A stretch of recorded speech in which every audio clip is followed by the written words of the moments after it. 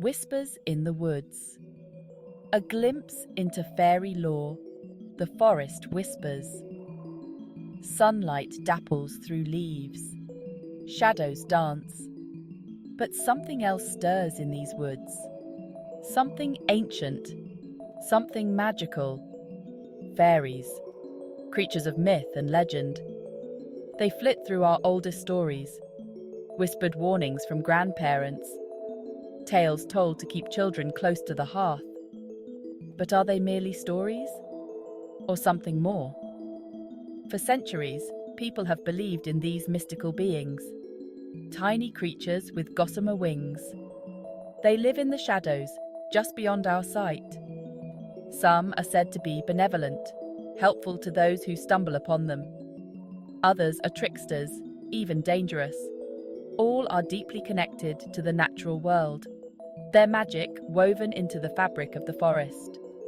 The belief in fairies spans cultures, from the rolling hills of Ireland to the deep forests of Japan. Each culture has its own unique take on these enchanting beings, but they all agree on one thing. The fairy realm is a place of wonder, a place of magic, and a place to be treated with the utmost respect. For to cross a fairy, even unintentionally, could spell trouble. The fairy world is not so different from our own. It has its own rules, its own hierarchies, its own sense of order and chaos. This is perhaps best exemplified in the concept of the Seelie and Unseelie courts. Two sides of the same mystical coin. Two aspects of the fairy nature.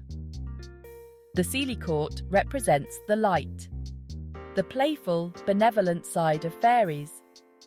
They revel in music and laughter. They delight in helping lost travelers, protecting animals and plants. But even their kindness can have a sharp edge.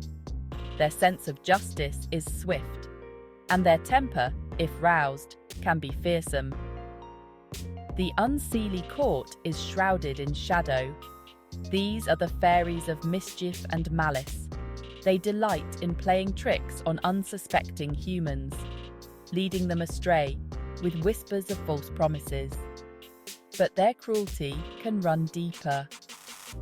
Some stories speak of the Unseelie court stealing children, or cursing those who offend them. It is said that the balance between these courts is delicate. One wrong move, one careless action can tip the scales and unleash the wrath of the fairies upon the world.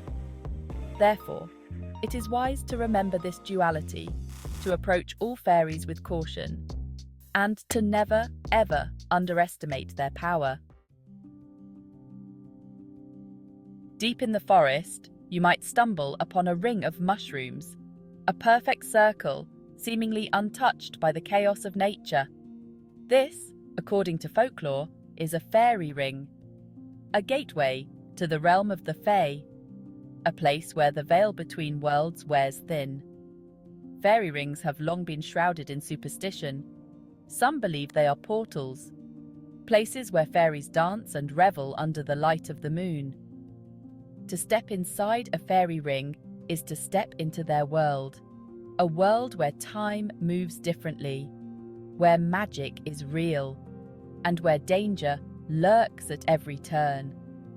Others believe that fairy rings are places of great power. The very ground is imbued with magic. Some whisper that the dew collected from the grass within a fairy ring holds potent healing properties, while others warn that to disturb a fairy ring is to invite the wrath of the fae, to bring misfortune upon yourself and your family.